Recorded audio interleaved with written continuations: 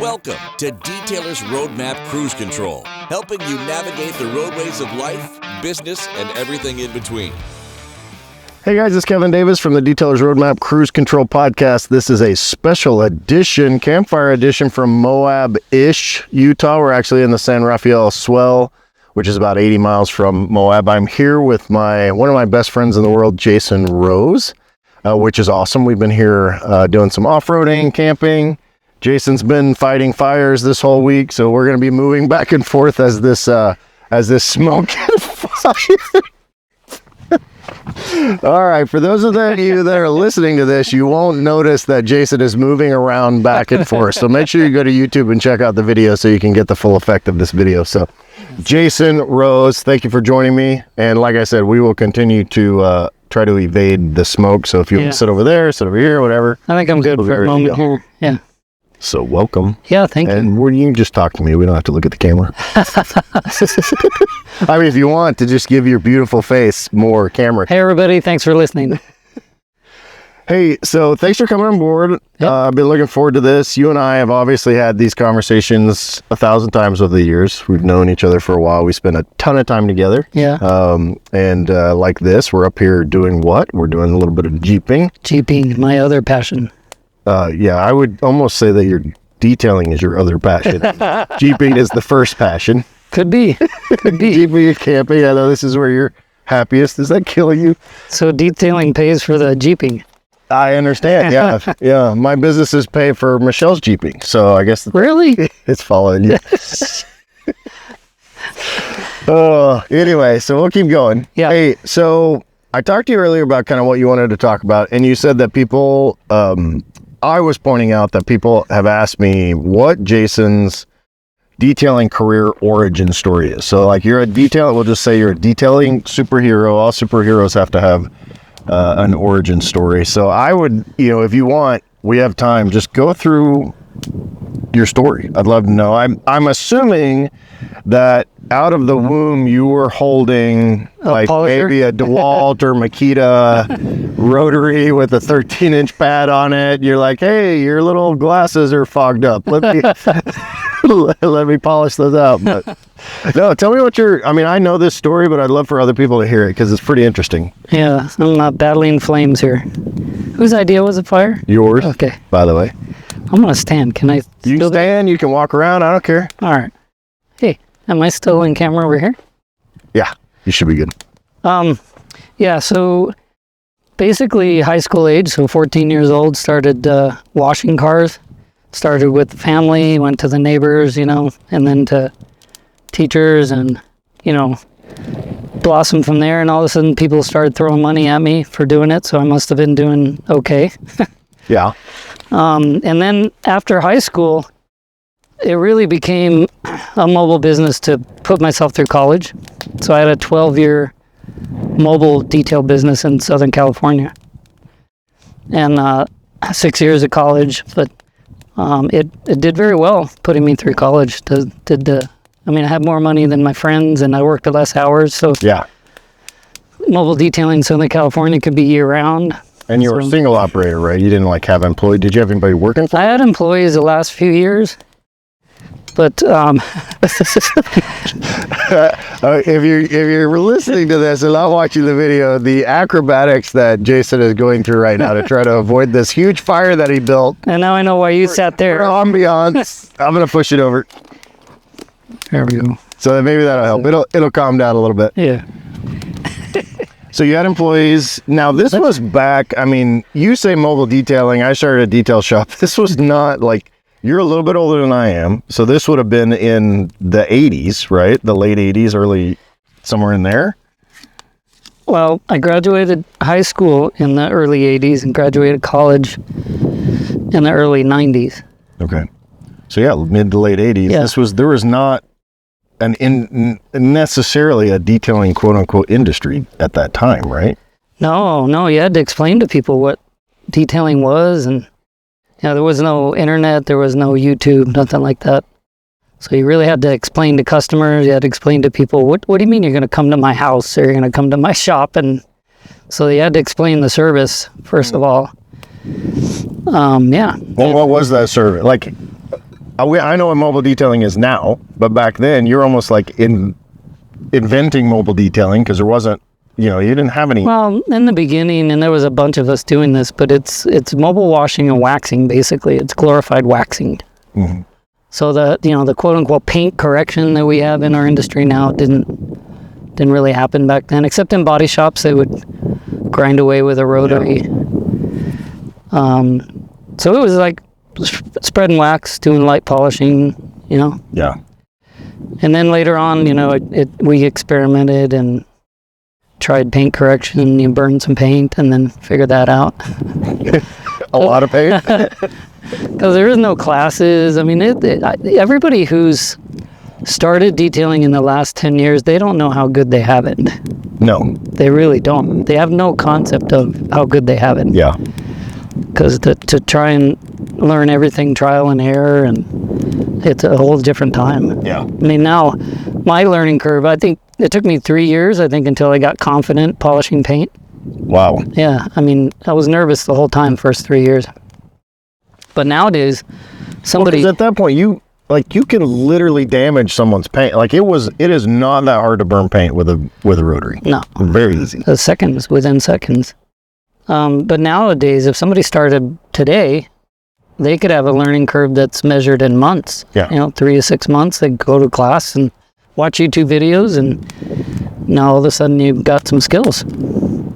The tools, obviously for Rupus, the tools are way better. You have engineered compounds, engineered pads. Yeah. Everything works together as a system. Yeah. And you guys have a dealership kind of program where you take your rotary or your force rotation gear-driven orbital. Yeah. And that's kind of the reason you guys put that into dealerships is because of that. You can literally take pretty much anyone and teach them how to do it. That's right. And car dealers, they're struggling with that turnover with employees. So they're hurting for a way to teach somebody how to polish in a matter of hours.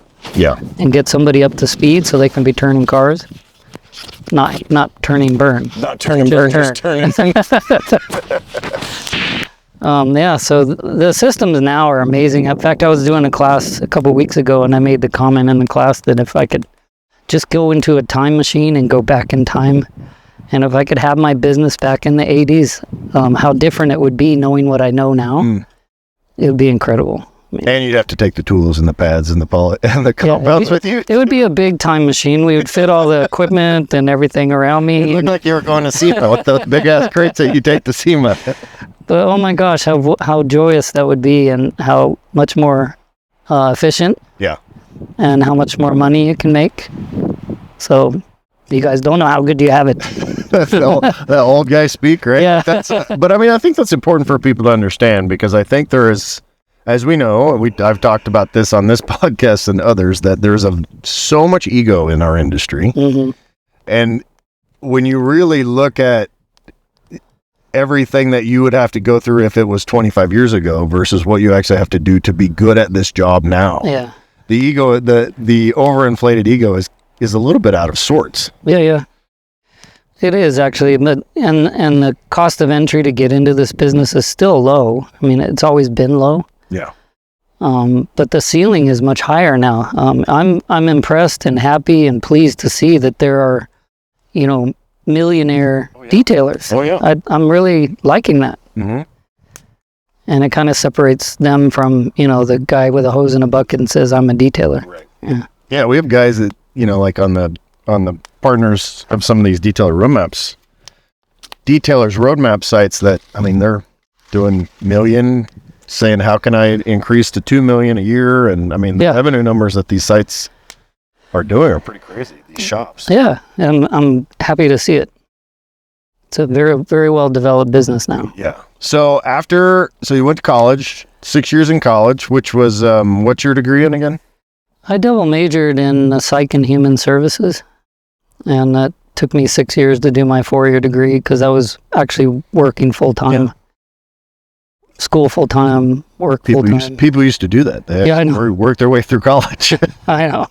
Hey, you know what though? This is interesting because now people to pay for 4 to 6 years of college is this astronomical cost, right? So you got to get money from your parents. You got to get student loans. There's got to be some way to help with that now. But when I did it, I paid for it 100% polishing cars. Really? That's awesome. No student loans, no money from my parents. I think the very first semester they paid for my books, come to think of it. But after that, all paid for polishing cars. I don't think you can do that nowadays. That'd be very hard for somebody to do that. No, it'd probably be hard for the guys doing $1 million a year to pay for some college now. There are some of these universities that are pretty expensive. Yeah. So after college. Yeah, so then I got into the industry that I studied in, and found out I didn't like that at all. It was literally less than 6 months in the healthcare industry, mental health. Like counseling and stuff? Counseling, social work. And I hated every minute. And it's because I didn't like the business side of helping people. I knew I wanted to help people, but the business side of social work and counseling, that it's very ugly. Or it was back then. I think the business side of any of the healthcare industry is terrible. It's terrible. Worse now, obviously. And I was so overwhelmed. I felt like I was helpless. I couldn't change it. So I was like, you know what? I knew I enjoyed cars, so I went back to cars. And what did that look like? You just went back, started your detail business again, or had you kept your detail business going? Business was going because one of my employees took it over. So the business was going, and I just jumped back into it. And then moved. So at that time, I moved to Orange County, where the McGuire's office was there. Mm-hmm. So they became my customer, the McGuire family and the executives at the Irvine, California office. So they became my customer. I spent every Friday, all day Friday, every Friday at that office, and did that for a couple of years. Doing their cars, executive cars, and Barry's cars, and whichever one, Karen's cars, Karen's and Nicole's, and Barry's car, but mostly the executives and middle management people. Yeah, and that was a perk of being an employee of McGuire's at that time. I was not an employee. Oh, I mean the people. Did you clean their cars as a perk, or were they paying you? Oh, they paid. They paid me individually. Yeah. Yeah, and that gig eventually evolved to being employed with the company. And you were there for a long time. Did you start? So I know that you did product development and tons of different things there. But what was kind of your career progression? Well, because of the sales team at McGuire's was young at that point. It was just they were building the team. So when I came in, I wore lots of different hats, like. In any growing company, that's what you do. So let me just back up. Yeah. Barry took over in the late 70s, as I understand it. His, family business, but they had largely, they were more of a body shop based. They sold to a lot of body shops, right? And then he took the consumer part of that and went crazy. So how did that well, the first consumer product started for them in 1973. With the cleaner wax. Okay. But it wasn't until the early 80s where it really caught on, and then they started putting a lot of SKUs on the consumer side. But yeah, you're right. I was hired to develop the professional side. Okay. Had nothing to do with those consumer products. So they still were, they were probably using old school body shop type technology, polishes and all that back in the day. And you told me a story. What's the story about your first week or first meeting with Barry and executives at McGuire's? Yeah, so I started out in the sales department and evolved into training people because that was a passion of mine. But the whole product development part started because I complained. So I would complain in meetings about product performance and how the compound wasn't as good as it could be and should be and all that. And I guess they got tired of hearing me complaining, so they put me to work. Fine, if you're going to complain about it, go fix it. Right? Yeah. So that literally happened. I complained in a meeting, and they're like, well, let's have you connect with a chemist and see what it is you can contribute.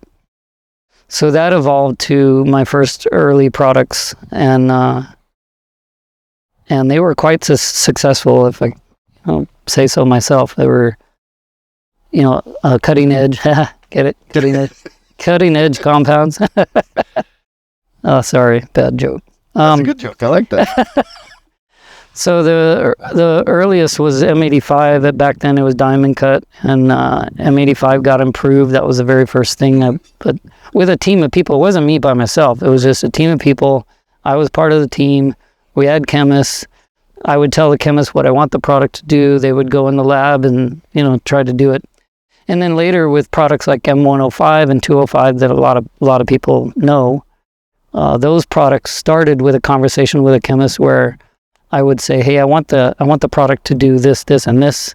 And the chemist would say, well, that's not possible. We don't have the abrasive technology to do that. I said, well, can we try anyway? Let's just try. And that's how 105 started. So interesting. So I think you tried to gloss over the fact that we didn't really explain the fact that you're actually doing product development for McGuire's. You were a sales guy. You did probably very well there. But we started talking, I think we jumped the gun a little bit in talking about, then we did M105 and M205. Like, you were literally doing product development for the professional line of McGuire's. Yeah. I was, again, part of a team, but and a lot of projects functioned as a lead on the team.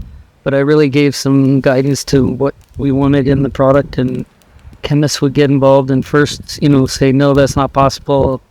But then, we'd try, and it became possible by jumping out of the box. The standard pantry of items that compounds were made from back then. Mm-hmm.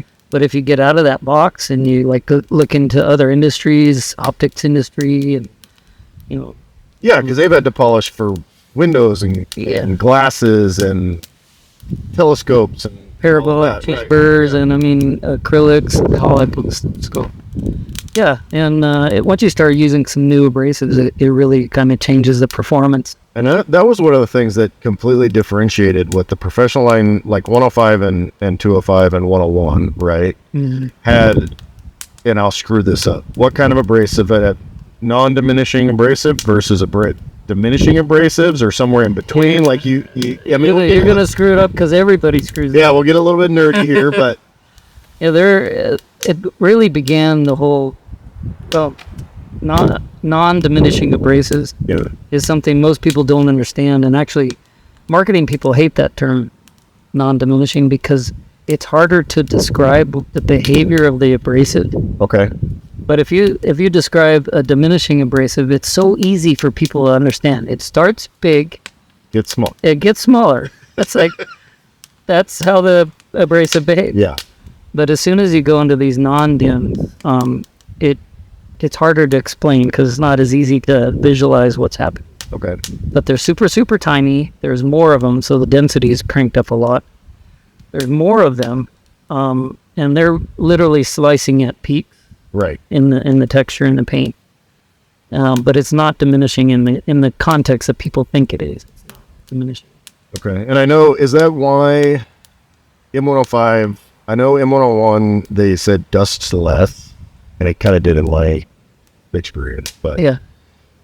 Is that where the dust comes from? Like, is that? And I know that we're talking to detailers and all that, but I think if you're using modern day polishes, and not that M101, M105 and 205 aren't modern day polishes. Well, they're over 12 years old now. Yeah, so they're ancient. But if you're using today's technology and you've never used some of those compounds like we have, you may not really kind of understand that this is how some of these things behave. Yeah.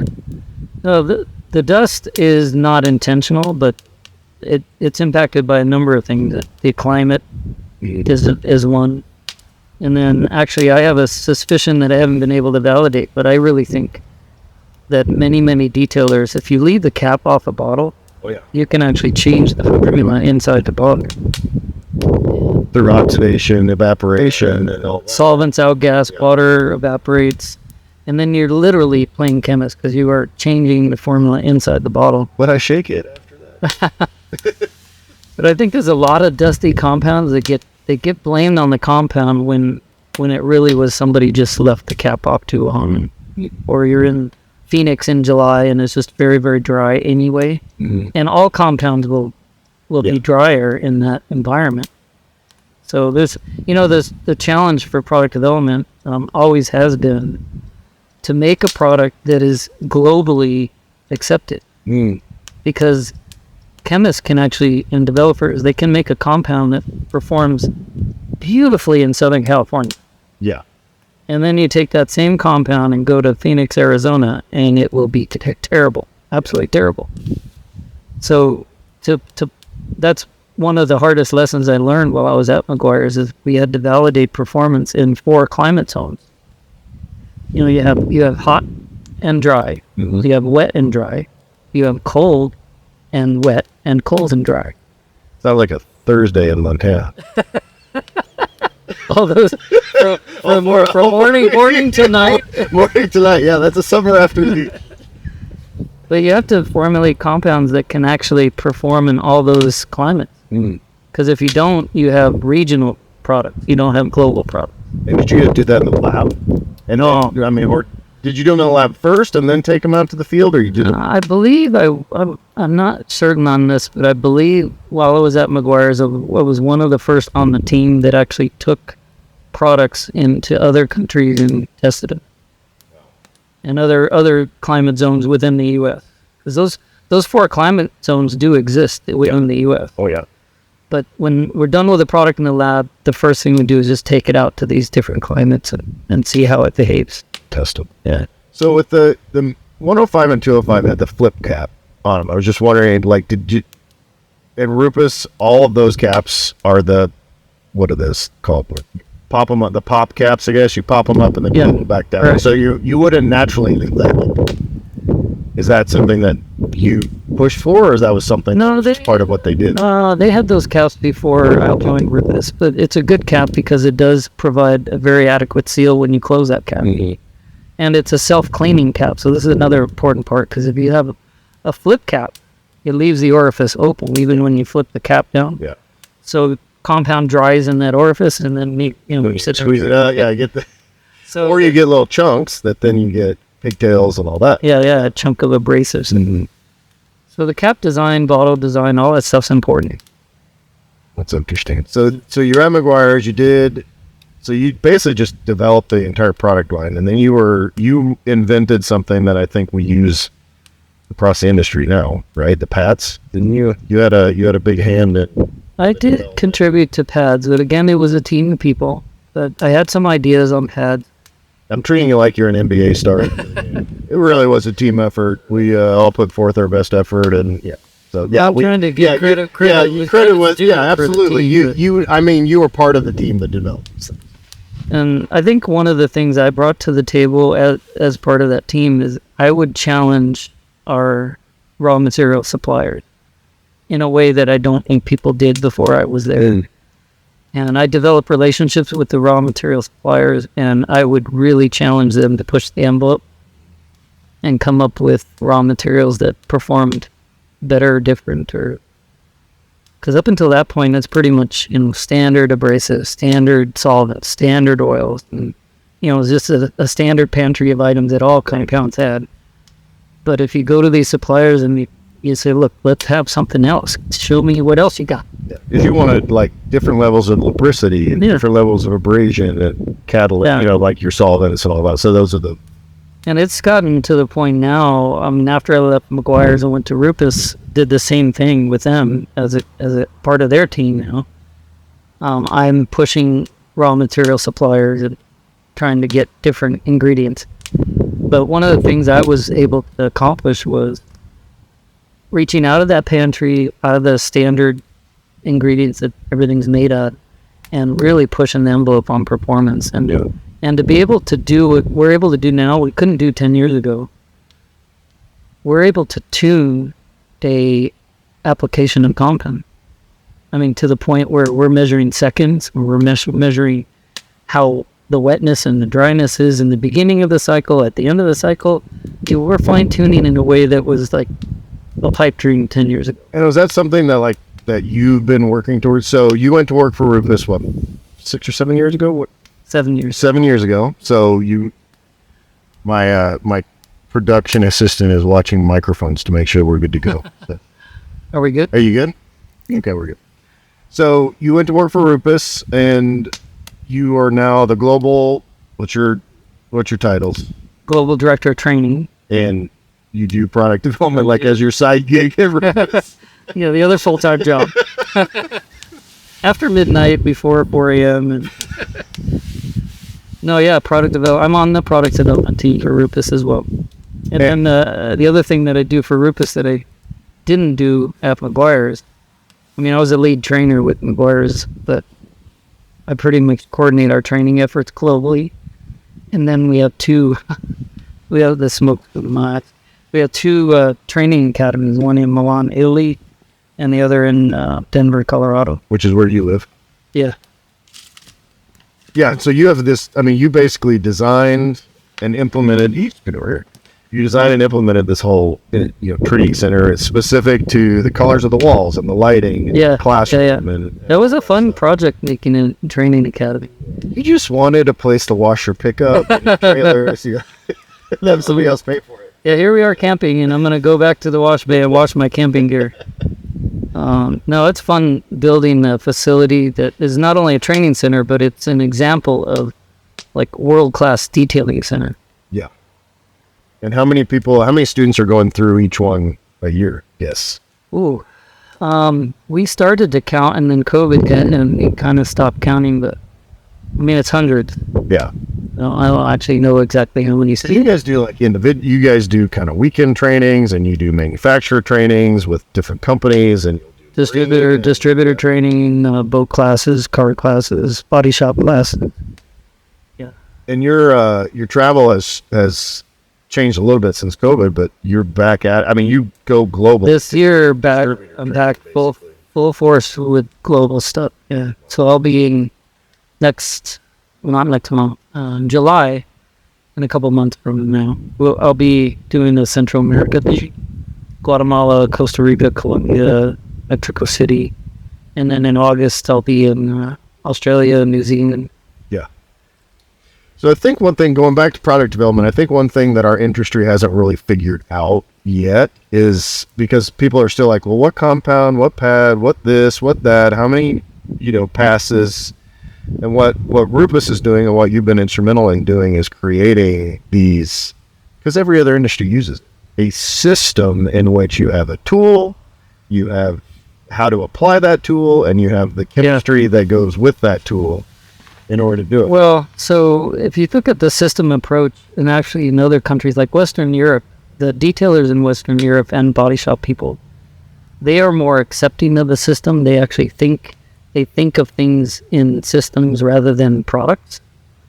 So Europeans, they've been doing system approach for many decades already, but Americans. Well, again, it's ego, right? It's ego driven. I know better. I know which one's better. Yeah. I got my favorite pad and my favorite compound. But what a lot of detailers have a hard time grasping, mostly mentally, is that the result you get on a paint when you're machine polishing, that result that you get is contributed by 4 different things. There's a tool, there's a pad, there's a compound, and there's a person. Yeah. And if you pull any one of those 4 things out, you're not polishing paint. I don't know what you're doing, but you're not polishing paint. So if you think about that, if you just noodle that for a minute, the result is because of 4 things. So people like to, American detailers especially, they like to hang their hat on, oh, that compound got that car done really good. And it wasn't the compound. Even if it's a Rupus compound, it wasn't the compound. It was the result of those 4 things. Mm-hmm. And there are lots of companies and brands that sell a full system, but they don't make all of it themselves. And they're not developed specifically in synergy with each other, right? So, and Rupus is the exception to that because we make everything, every part of that. We don't make people. Yeah. But we do contribute. The Italians have been weird about that stuff. I don't know. But we contribute to the technician by education. So we do contribute to that one factor. You create the skill set, and you can create the skill set in the technician. And the knowledge and the skill. But the tool we make, the compound we make inside house and in-house, and the pad we make in-house. So we have the ability to actually science out the synergies between how these pieces work together. And we have this ability in a way that no other company does. Yeah. And what detailers, American detailers especially, sorry, I'm bagging on Americans, but has This is all American. 90% of the people that are listening to this at first will be American, so we'll pick on them. But I have this perspective. I'm able to see detailing from other countries. Yeah, which very few Americans don't know that is out there and that there's a difference. Yeah. So the thought process for American detailers is, I'm gonna shop for that tool and get my favorite tool, whatever that is, Or cheapest, depending on. or whatever their buying criteria. But then I'm gonna pick another compound and a pad, and I'm gonna put those together, and those three things together, it might actually be the first time that's ever been brought together. Those three pieces. Okay. And I'm not saying they're gonna get a bad result, and I'm not saying they're gonna get a good one consistently, but what I'm saying is that nobody sized out the synergies for them. They are now the one that is validating that combo. Right.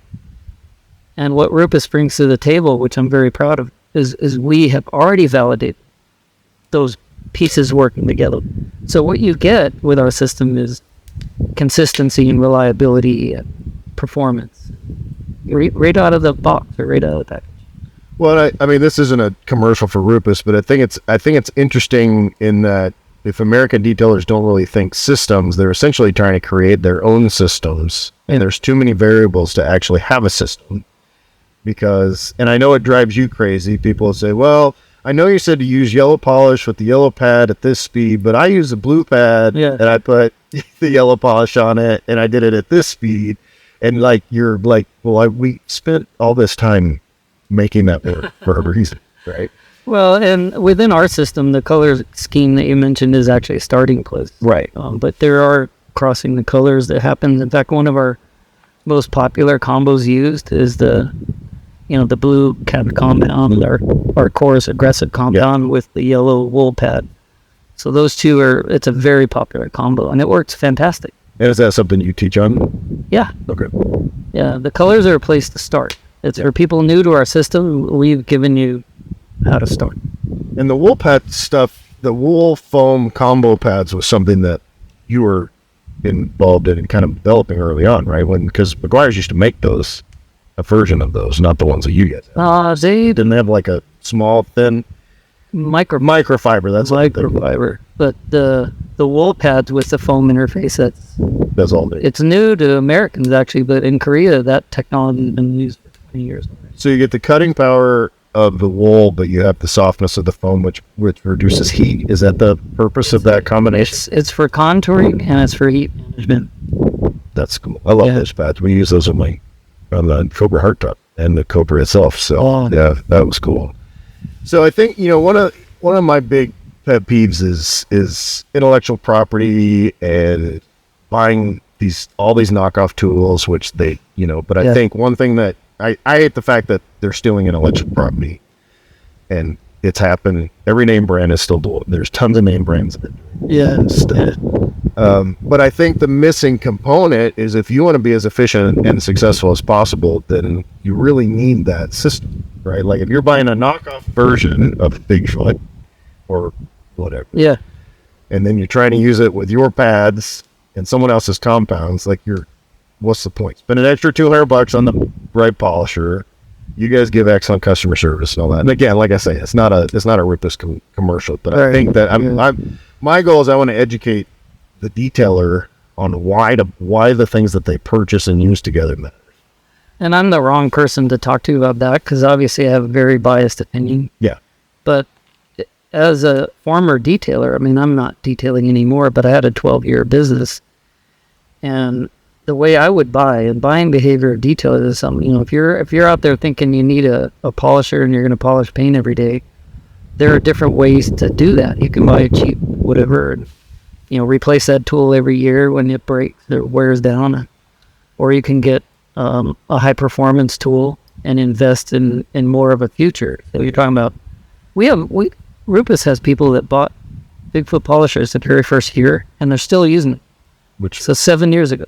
No, more than 7 years ago. 9 years ago. Mm-hmm.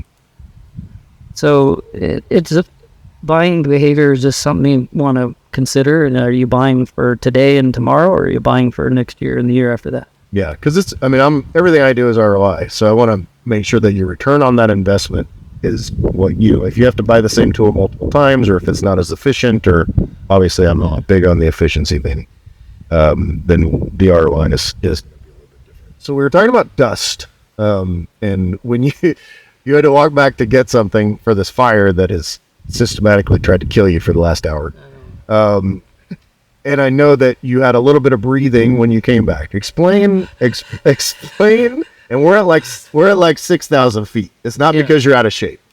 Let's talk about silicosis. Yeah. Can you explain what that is? Because I don't think a lot of detailers know what that is. It's more common now to see better PPE, but it's still a huge problem in detailing. And I think, because I've, in the forums, or not forums, on Facebook groups, forums, it's like 10 years ago, in Facebook groups and stuff, I will comment, this is, if you want to know about lung issues with polishing long term, talk to guys like Jason Rose and Mel Craig. Mel Craig has bad silicosis, but explain what that is. Well, silicosis, there's different versions of silicosis, and I was diagnosed with what's called chronic silicosis. So silicosis can be a temporary inflammation of the lung, but chronic silicosis is more like permanent lung damage. And it's from our industrial particulate. It's from breathing in particles. And because the silica are they're like hair-like fingers on the end. They line the entire lining of your lungs, and that's kind of filtration systems and all that. And there's a mucus that's on those little hairs. I forgot the name of it, but what can happen with particulate, you breathe it in, it's not supposed to be there, and the body basically says, oh, I don't like this stuff being here. So it gets inflamed, just like inflammation in other parts of the body. Right. The inside lining of the lungs gets inflamed. And when you go through the cycle of exposure, inflammation, exposure, inflammation, exposure, inflammation, and it's a continuous cycle, you can get scar tissue develop. And in that place in the lungs where you develop scar tissue, there's no oxygen transfer in that place. That's not good. So when I was diagnosed, they actually, through all the tests, I had 78% capacity compared to a normal male my age, et cetera. But 78% of what I could be breathing in terms of oxygen transfer. So you're a quarter short, basically. Yeah. Some people talk about my brain power being quarter short. I mean, that may be generous. And by some people, he means me.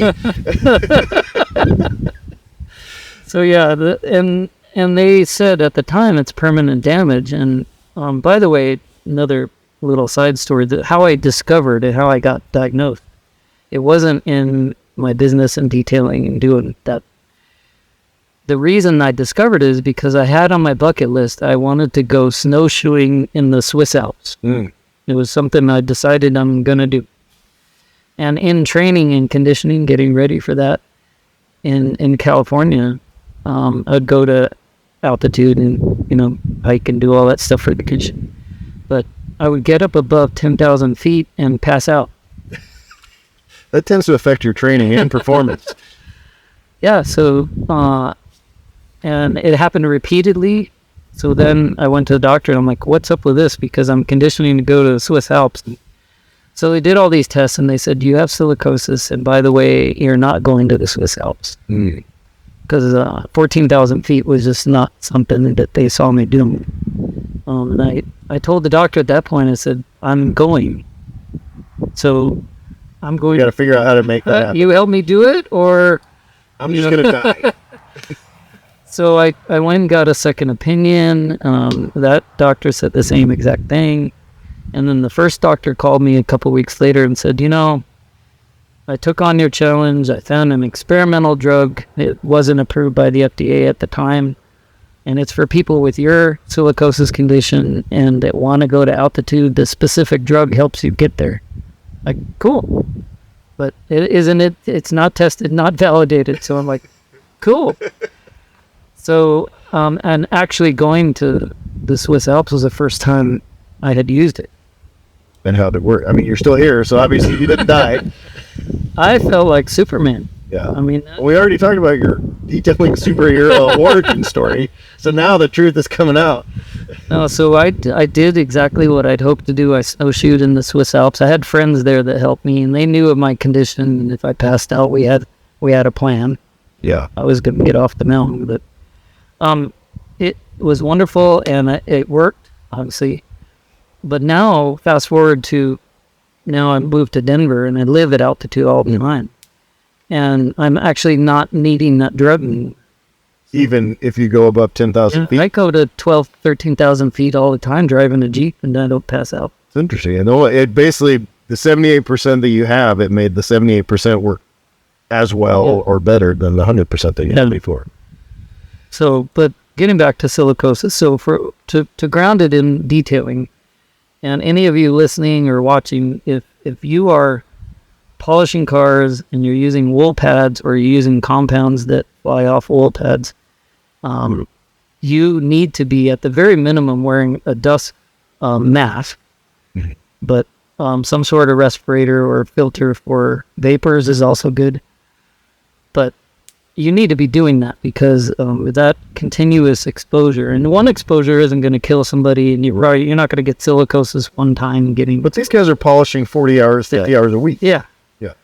And blowing now, our practice of blowing pads, we're blowing this dust everywhere in the shop. We're blowing wool pad hairs everywhere, and you breathe that, and it plays a toll on their health. So. But, it's like the argument is either I look silly or I can't breathe or whatever. It's kind of the same thing we went through with COVID, right? With all that. Yeah.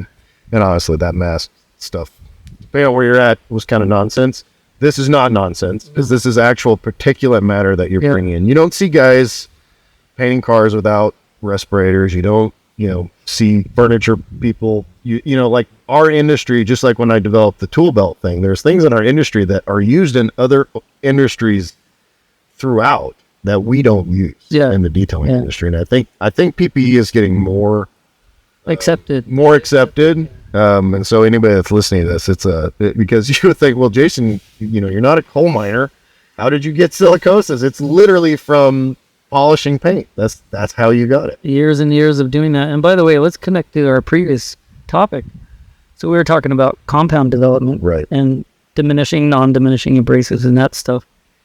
But the non-diminishing abrasives, which are nano-sized particles, we're talking super small stuff now. That is the high-performance compound world. Yeah. And now, think about that. You're blowing off that pad, and now this nano-sized, little tiny aluminum oxide abrasive is floating around, and you're breathing it in, and now it's going deeper in your lungs because it's tinier. Yeah. It's smaller, it can go deeper. So now it's even more important. It's more important now than it was 20 years ago to wear a dust mask while you're compound. Or, again, one of my big pet peeves is guys with the tornadors. They'll put chemicals in a tornador, climb in the back of a minivan, and spray the whole inside of that thing just with no PPE or anything. Breathing vapor. It's in your vapors. It's on your skin. It's everything else. So PPE is one of those things. It's a pain in the ass. I mean, honestly, PPE can be a pain to use because you have to remember to do it. You have to purchase it. So it's just this one time. I'm not going to do it. But you really, if you're doing this for a living, you need to do it. Use the dust protection. Really should. And I'm not as good as I should be. I mean, in the classroom environment, when I'm teaching people in our garage, people are blowing pads everywhere, and there's compound dust flying everywhere. I should actually be walking around with a mask, even though I'm not actually doing the work. Yeah. But I'm in that environment where this stuff is floating around. Yeah, it's not good for you. No, and I feel it on the 3 or 4 day classes. By day 4, I feel it. Yeah. Yes, definitely. If you're listening to this and you're not currently using one, and they have some pretty cool ones that have the little, the little vents on the side, and they're neoprene. They've got some that are neoprene that look more comfortable. Yeah, a little bit more comfortable. So PPE is definitely something that's important. So what's going on now with Rupus? What's the new stuff? What's the secrets? You don't have to give us. I can't tell you. I'd have to kill you. It's part of your superhero identity. That would be a short podcast. I can't tell you. You can tell me anything? I can tell you this. I know people hate this, and I hate to do it, but I can give you a teaser. That's all. Yeah, do me a teaser. Then we'll do a follow-up episode once you release it. So there are things in the pipeline that are pretty. I mean, I hate that word game changing because it's overused, but there's some incredible stuff in the pipeline. It's in the category of tools, but also in the category of compound. And we're working on some pad stuff. It's going to be fun. And continue to try to change the industry mindset to be more systematic or system-based, right? So what do you think the state is of the American detailing industry, just overall? Because I have my opinions either way. And then kind of globally and how those vary.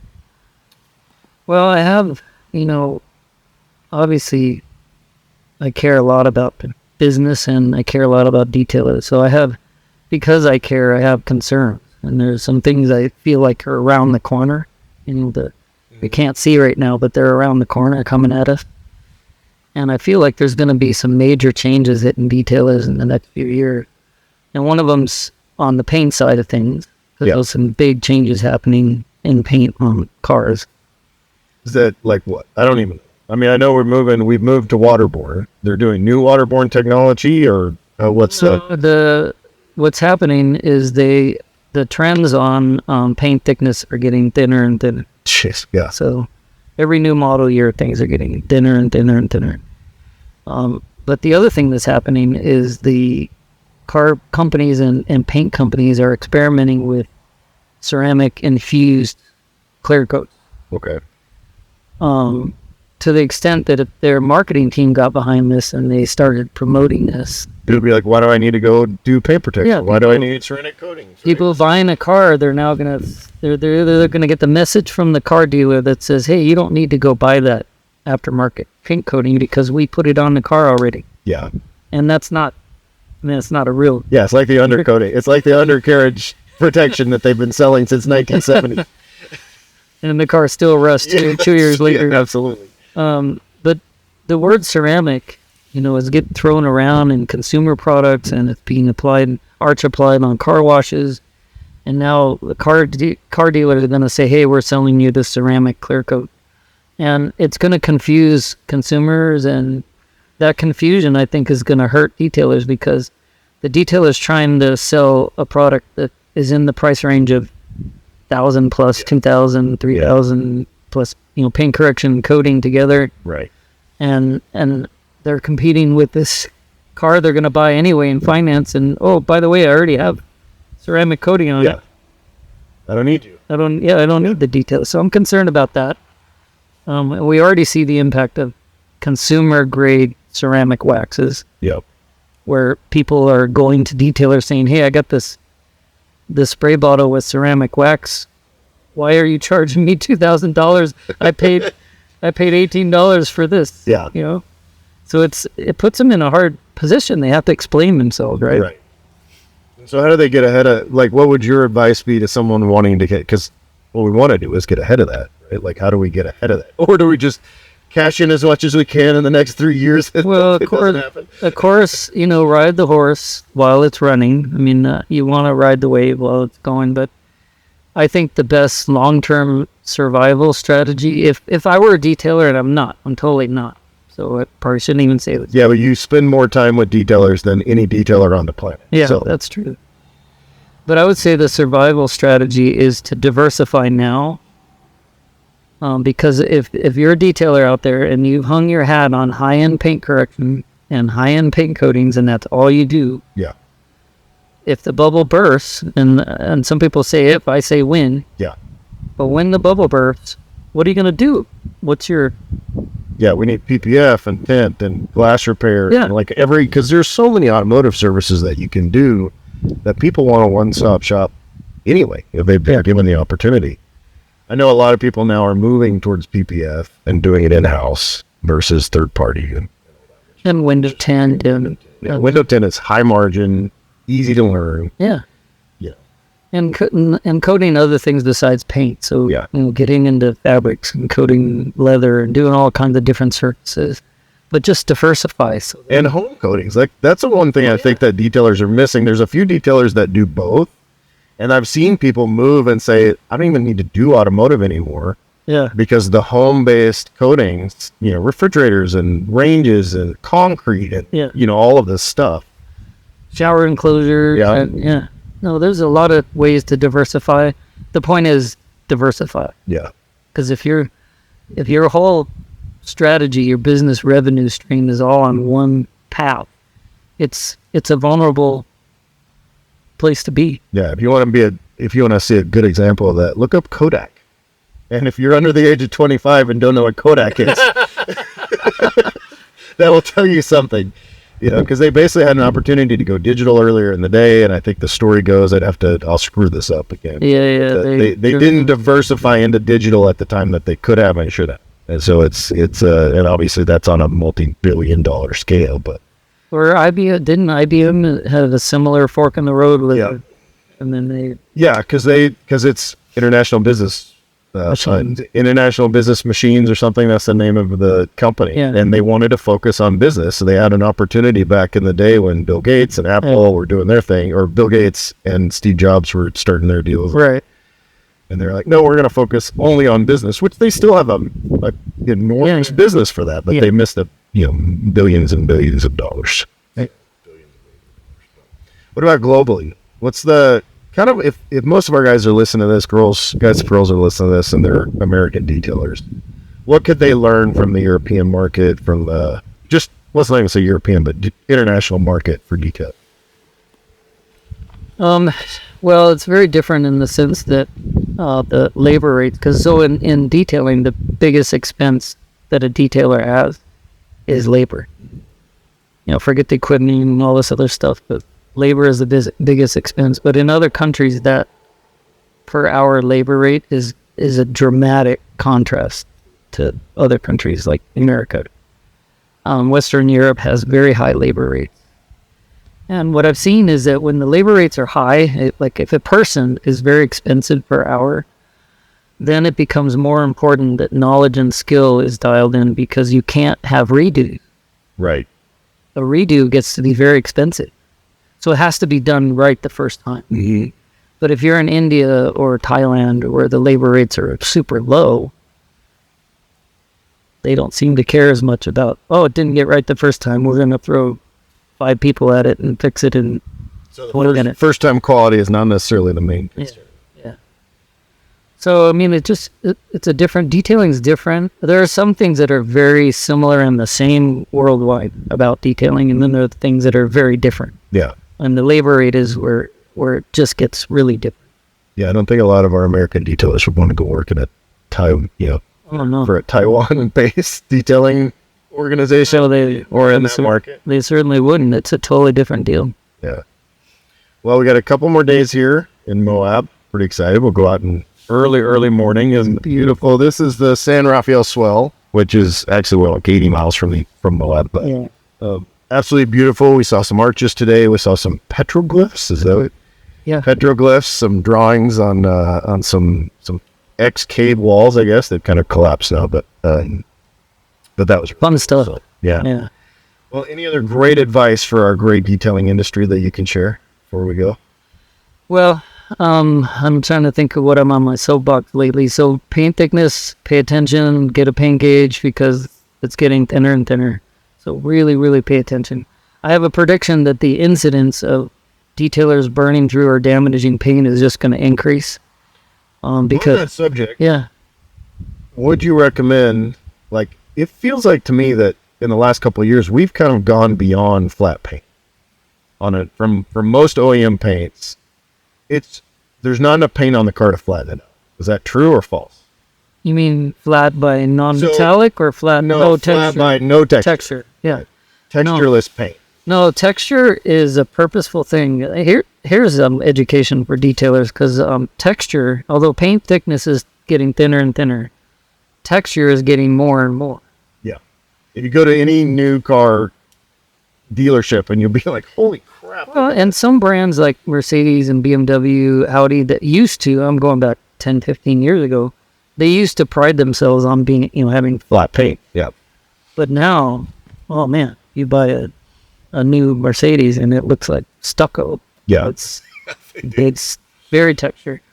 And when I'm talking to the paint company people and the people at the car factories, texture is intentionally implied.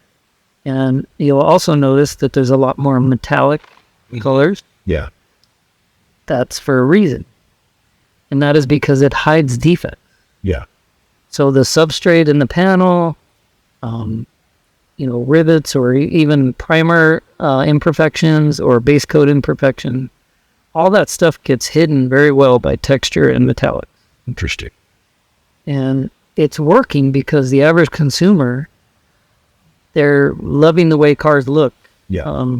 Because super flat paint, although it looks beautiful for the car enthusiast and people like us, And for like 5 minutes. that know what flat paint looks like, but that's the challenge, is keeping it looking good. Yeah. It is a big challenge because every little scratch now is magnified. Mm-hmm. But if you have lots of texture, every little scratch is not magnified. It's hidden. The scratches you can't see. Yeah. So texture sells cars, metallic sell cars. So this whole idea of I need perfect paint and I'm going to make it as flat as possible and all that. Well, it'll be flat, and then in 3 months you get to pay for the new clear coat because you just removed all of it, right? Yeah. Sorry, I interrupted your talk about texture. No, but it is connected because a lot of detailers come to my class and they want me to teach them how to flatten paint. And in my class and my whole training team, we will teach you how to flatten paint. We will teach you how to remove texture, and we'll teach you how to do it efficiently. Mm-hmm. And then we're going to talk you out of doing it. Right. Because you really should not do it. I mean, if it's a customer with a daily driven car and factory applied paint, those two criteria, daily driven, factory applied paint, you should not be leveling texture. Right. You should leave it the way it is. Yeah. And you just said it's going to get worse because paint's getting thinner and thinner and thinner. So literally, I mean, paint in and of itself can only be polished so many times before you shouldn't polish it anymore. And now that number of times is getting less. Yeah. They used to put in a 0.5 mil extra on a car. They're not doing that anymore. You're not getting that safety zone anymore.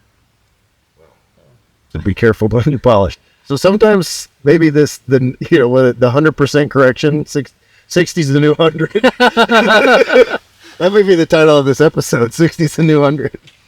Well, and here's, I'm glad you brought that up because there's lots of people that come to my class wanting to know how to do perfect paint. And again, I'll teach you how to do it. Yeah. And then I'll talk you out of it, because to get perfect paint, you got to remove a lot of material to get all those defects out. And now you don't have as much material to work with. So now there's a new standard, and I'm glad you asked the final, because this is a suggestion I have for any detailer willing to listen to my words. And that is, don't deliver the standard that you believe a customer wants. Because as detailers, we all think in this world of perfect paint. That's where our mind goes, is perfect paint. That is not where most of the car owners are thinking. Right. They don't even know what that looks like, by the way. Most of them. So the new standard I suggest to people to work towards is a thing called customer-pleasing results. I like that. And it's not a specific standard that I can tell you what it is, because it's different from customer to customer. But my point is that detailers should learn what that is. What does a customer actually want? Because most of them want clean and shiny. Yeah. And shiny is a very relative term. Yeah. I mean, even go to a high-end car show, and there's those people don't know what shiny paint's supposed to look like. It's like perfect paint, and it's like, we're like, I can't see. My kids we stopped going to car shows when my kids are little, because they're like, Dad, look how crappy that paint is. Yeah, like, we're cursed. We can't go to a car show and appreciate beautiful cars, because all we see is the swirl marks. But customers don't see that. They don't even know what that looks like. So customer-pleasing results, that should be the new standard. I love it. Thank you so much. This is super interesting. I know you stand up in front of people and talk all day long, and so I appreciate you giving me the time. And I mean, better environment. I know. This is amazing. Perfect lighting, perfect day, and great company. Yeah, appreciate it. Thank you. Love it. Appreciate you. Get your one-stop success solution at detailersroadmap.com today.